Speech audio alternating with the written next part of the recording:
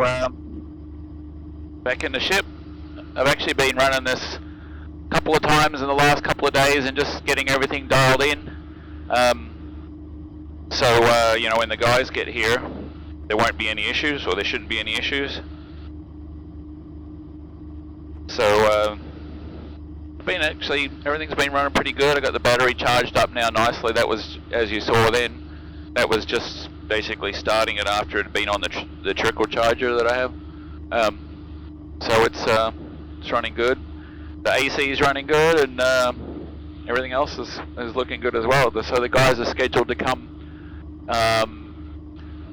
on the very first week of June. So I've got a couple of weeks, 2 more weeks just to get everything dialed in as much as I can. So I'm just going to taxi around some more and just you know, see if I can find any other things that need dialing in, and then go from there. So that's cool. All right.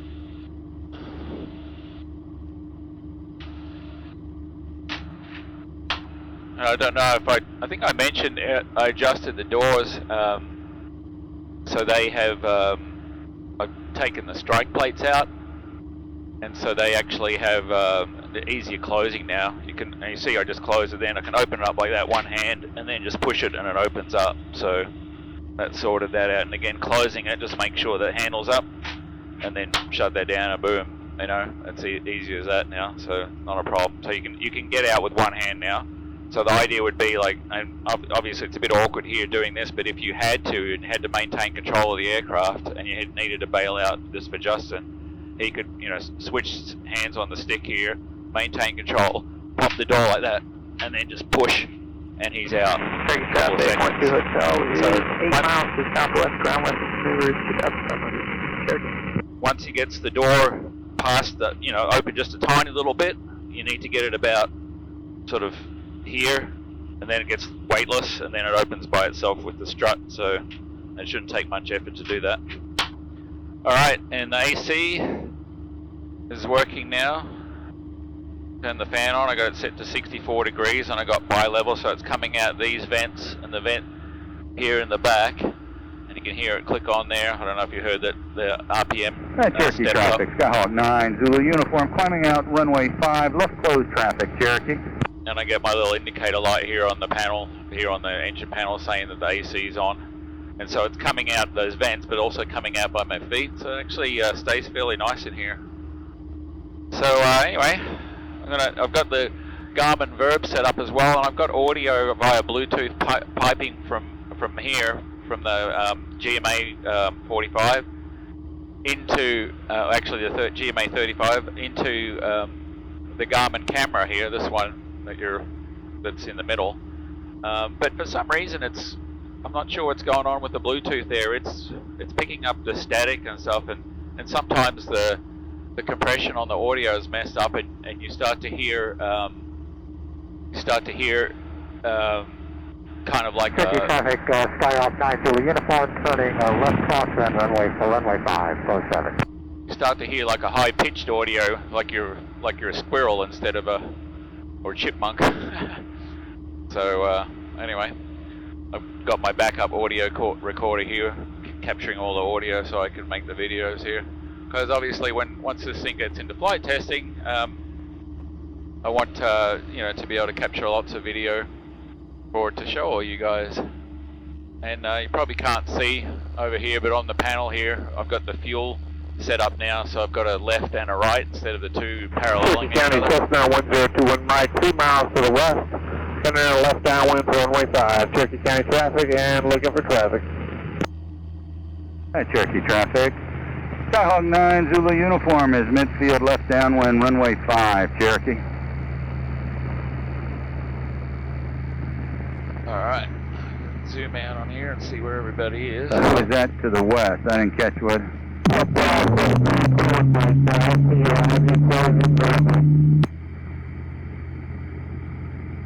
Lost your mic? Hang on. At the end of the runway, making ready to turn for the base. I'm coming in on the left downwind. 21 Mike.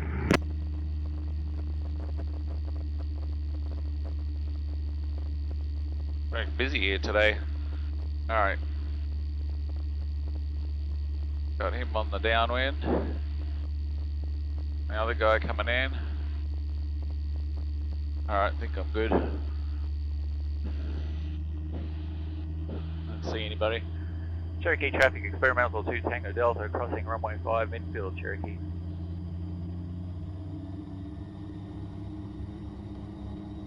Cherokee traffic, South 9 Zulu uniform, turning base runway 5. Yeah, Cherokee County, 21 Mike, turning left downwind for runway 5, Cherokee County. Gonna taxi around some more and just, just to give the battery a good charge and just give the engine a good run and cycle the prop and all that good stuff. And I'm gonna keep doing this over the next 2 weeks just so that everything stays fresh. And Cherokee traffic experimental 2 Tango Delta clear of 5 Cherokee. I just don't want to have any surprises when Justin and Elliot show up and say, oh man, yeah, I didn't realise that was happening, I hadn't run it for a week. I want it to be like I've just been flying it or something. So, but I don't really think I'm going to be, blasting up and down the runway because I don't want to risk that. For, just something happening at this late stage. I mean, you never know, I could clip a bird or something like that. I'd rather wait till they're here. So, that's what I'm going to do. Be prudent. Seeing that I've had enough delays with everything. The virus and all those other goodies going on.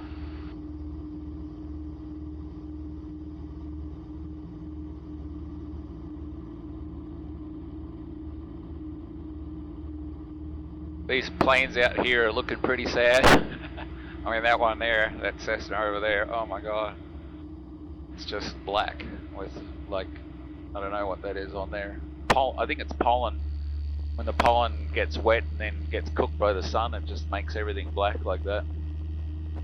So, alright, we warmed up here. Yeah, warmed up. I'll just do a quick little brake run here and do a run up.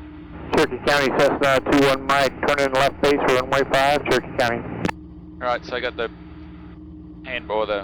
park brake locked on here, but I'm still keeping my feet planted on the brakes because once this thing comes up to full power, man, it really pulls on those brakes. Alright, see how we go here. Watching the oil temp, coolant temps here. I'll be watching the EGT and manifold pressure, and then making sure that I hear the prop come in.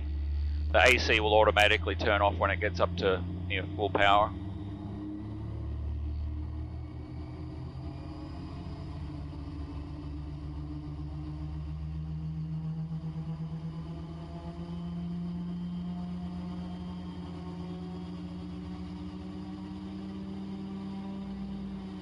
There's the governor kicking in.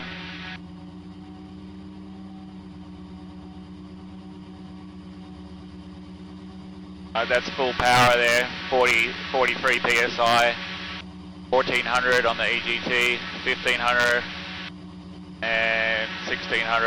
Alright, I'm going to bring it back again.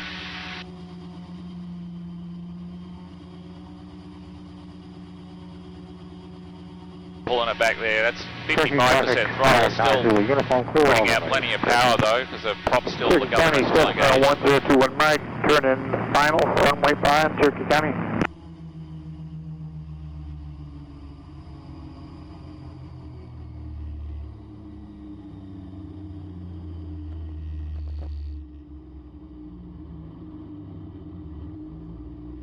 And the AC is back on, so it's staying nice and cool here. So the outside air temperature right now is showing 77 degrees, and in here I've got it set to 64, so it's pretty comfy even though the sun's coming in and that. Those cup holders, I think they need to live here. I think that would be perfect right there, because there's plenty of room between my legs. Could probably just get some add-on ones there. I do have the fire extinguisher mounted down there, so that would be in the way if you needed to go for the fire extinguisher. Anyway, one of those things, cup holders is the last thing you think about, right?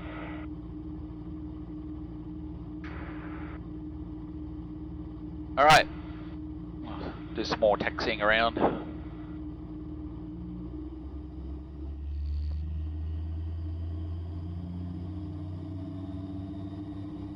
Yeah, so it's not going to be super exciting. You know, I'm not going to be blasting down the runway like I said, but at least everybody knows that the aircraft is ready for Justin and Elliot.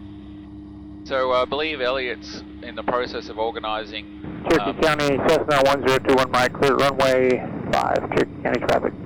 In the process of organising a chase plane that he can fly alongside Justin. And so if you've been watching Elliot's latest videos, he put out one I think a couple of weeks ago now, where he was flying this Mustang, the scale Mustang, over there in, I think it's over in California there, somewhere north of Bakersfield.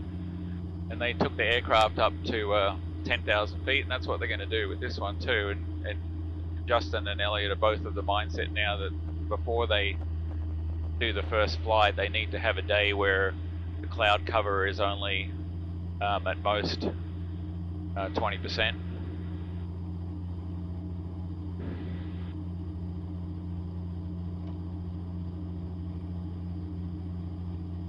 Yeah, you got plenty of room over there.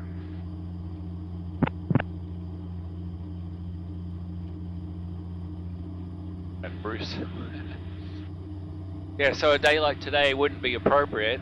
And if you watch that video, and I'll see if I can link it in the bottom description of this video, you'll see what the problem was. You know, they wanted to get back to the airport and they had all this cloud above them, and it wasn't, you know, with the they had a problem with the governor there. Had gone to flat pitch, so they wanted to head back, and they're having trouble finding the airfield just because of the cloud cover.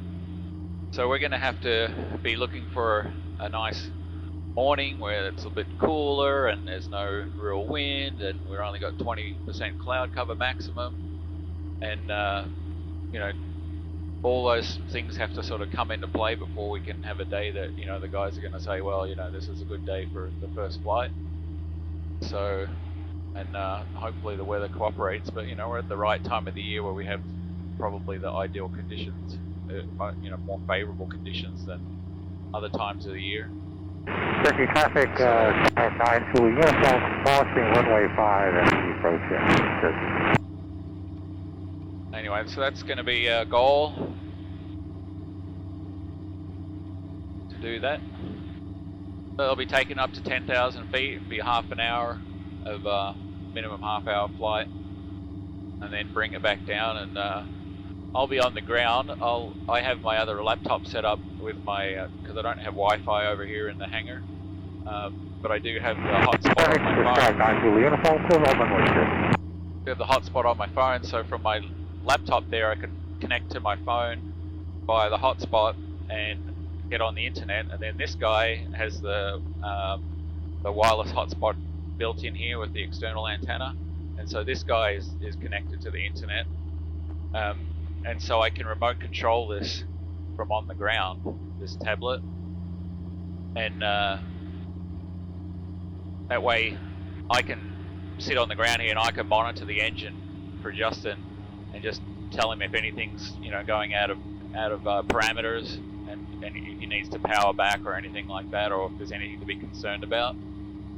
And I think I told you a while ago, I built this other tab in here that shows these instruments here that are just like designed. This is set up for first flight, so it's big and in your face. And I have coolant temp, oil temp, EGT. Or actually, I'm going to rename that because it's not really EGT, it's turbine inlet temperature. So in other words, the temperature of the air going into the turbo.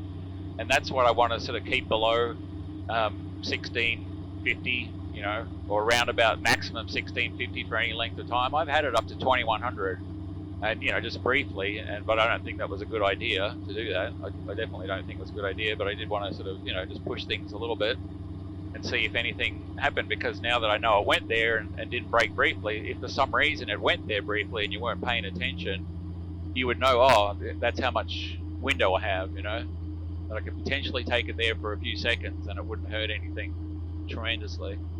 And then the other one I got here is manifold pressure.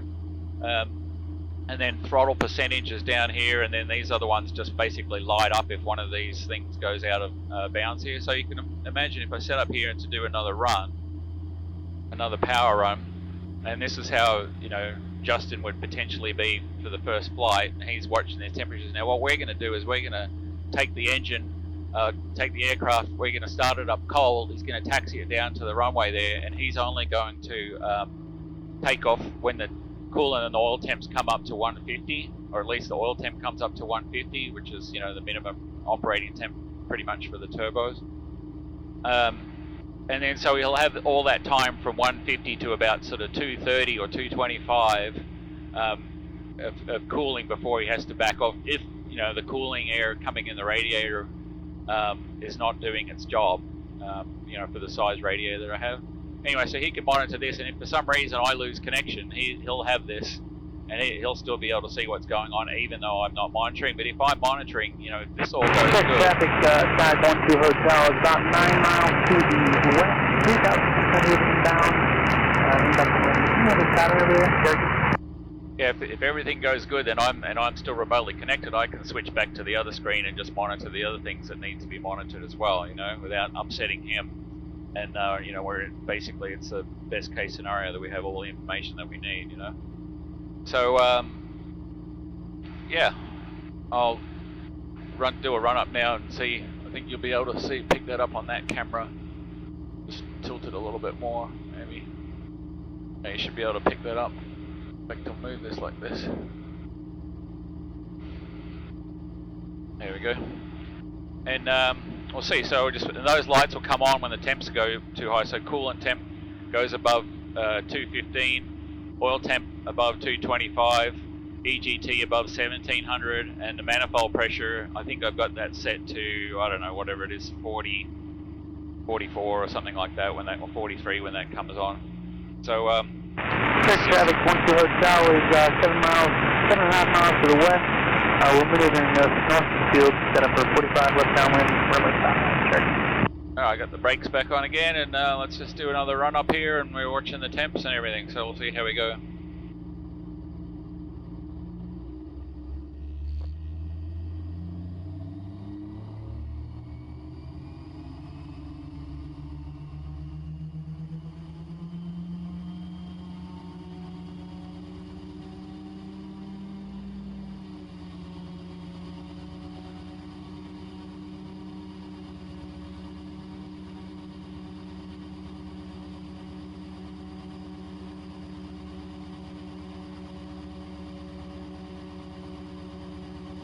EGT's 1500, 16.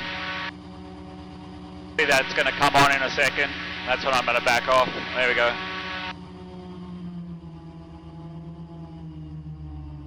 Oil temp over 225, and then coolant over 215. So they all pretty much happen around about the same time.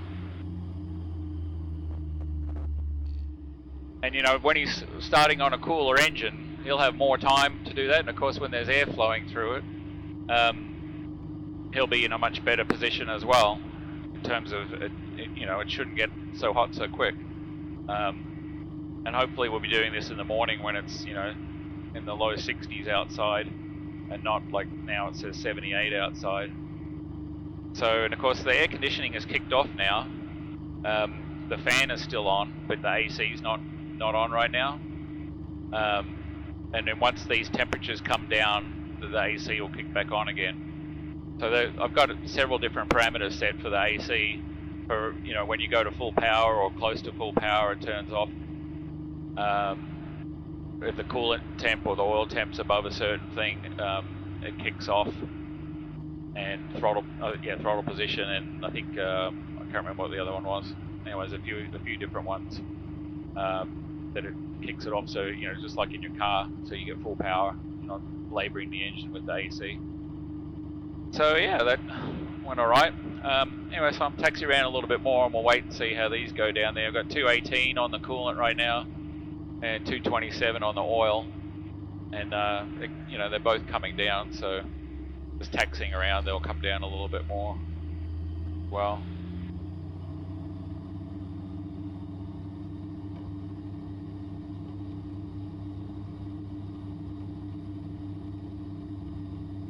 Oh, I need the AC to come back on. It's getting hot in here.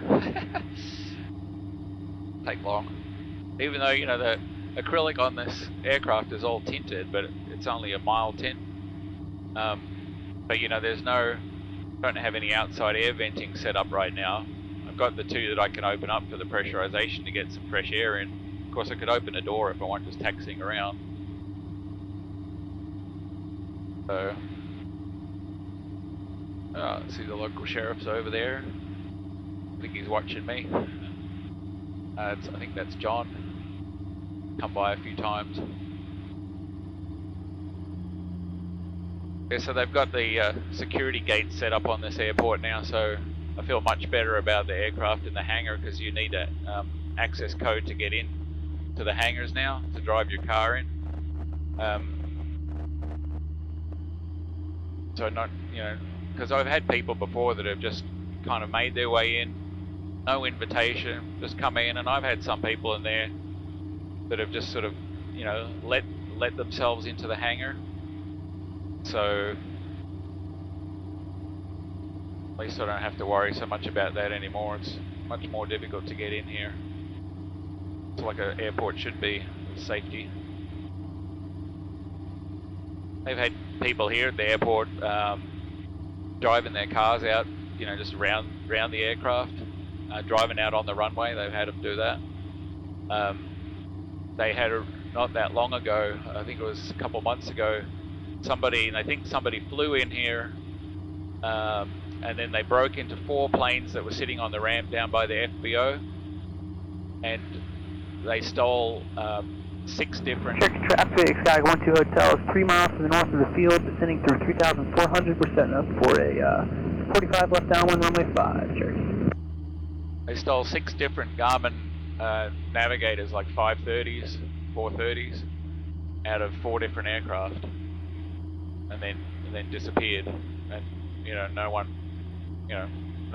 saw them or whatever, you know. So I don't know who that was, but that wasn't very cool. And they think that they were probably, you know, sent off overseas to be used by somebody over there.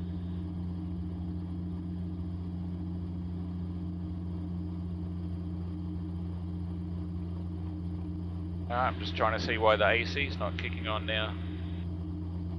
Should be pretty close there. Got 209 on the temp coolant, 219 on the oil. Still coming down. I've got to check those parameters and see what I had them set to.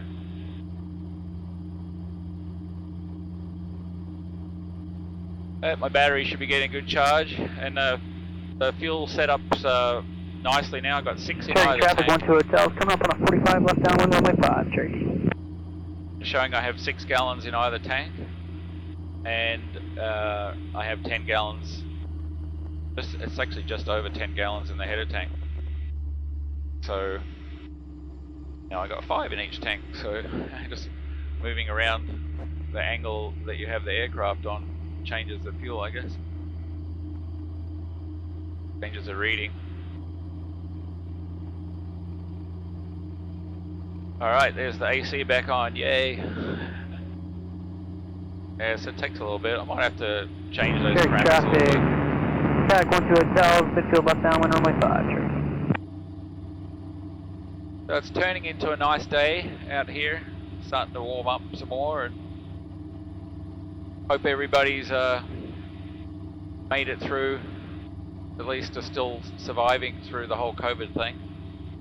I mean, I've been basically isolated the whole time, staying at an Airbnb here because I'd let my apartment go ages ago with the hope of being done here.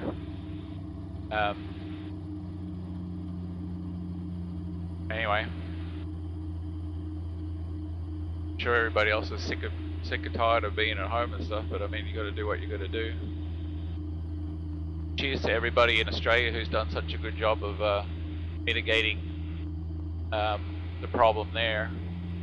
And really, I mean, it's pretty easy for Australia because it's so isolated there. Cherokee traffic, Bonanza 23 Echo, downwind runway 5 has the traffic turning base in sight. Cherokee traffic, Sky 12 Hotel is turning left base, runway 5, Cherokee. Alright, well I think I'm going to head back and just have a you know, look over the engine again. This is the third day that I've been running the engine out here, and we're running, you know, taxiing around and stuff. And so each time after I run it, I basically give the engine a look over, and then the next morning when it's cold, I check it again and make sure that everything's looking good and no leaks or anything like that. So just to make sure everything's, you know, as good as it can be for when Justin and Elliot get here.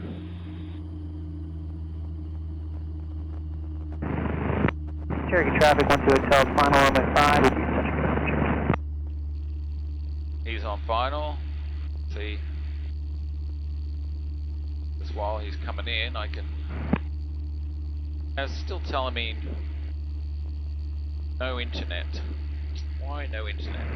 Hey, Cherokee traffic, Bonanza 23 Echoes on extended downwind, turn left base for runway 5, Cherokee. Number 2.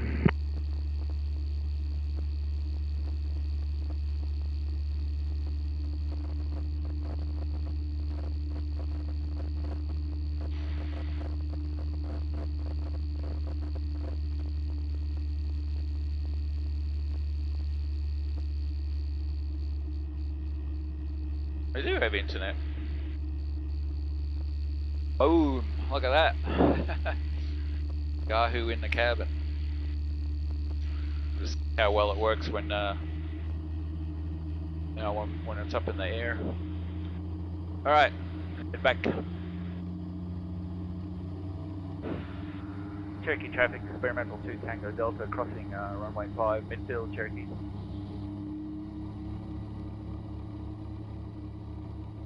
Oh, the price of jet fuel over here, as of the 6th, I'm not sure if it's changed since then, but I think it's still the same as Cherokee traffic, 12 Hotels, clear all runways, we taxi back to runway 5, Cherokee. it's like $2. Cherokee traffic, Bonanza 23 Echo is 2 mile final, runway 5. $2.05 a gallon. Cherokee traffic, stationary 1118 Papa, 9.5 east of the field, gonna overfly the field, 2,800 to enter a downwind for 05, Cherokee. Cherokee traffic, experimental 2 Tango Delta, clear 5, Cherokee.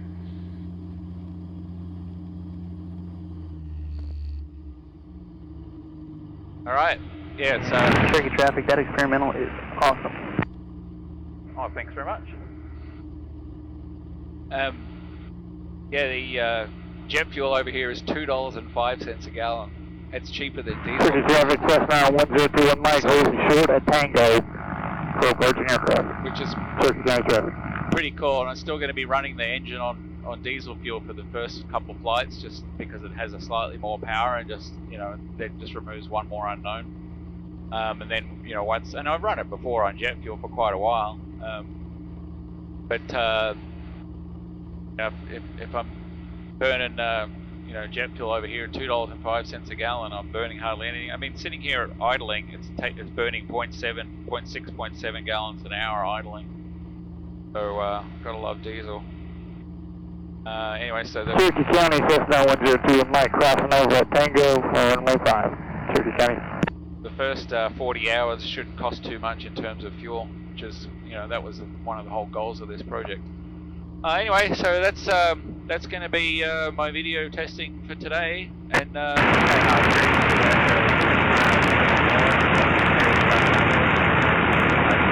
Cherokee County, Cessna 102 and Mike, clear runway 5, Cherokee County. yeah, it's going to be my testing for today. So cleared, Cherokee. thanks again for tuning in, and we'll see you on the next one. Cheers.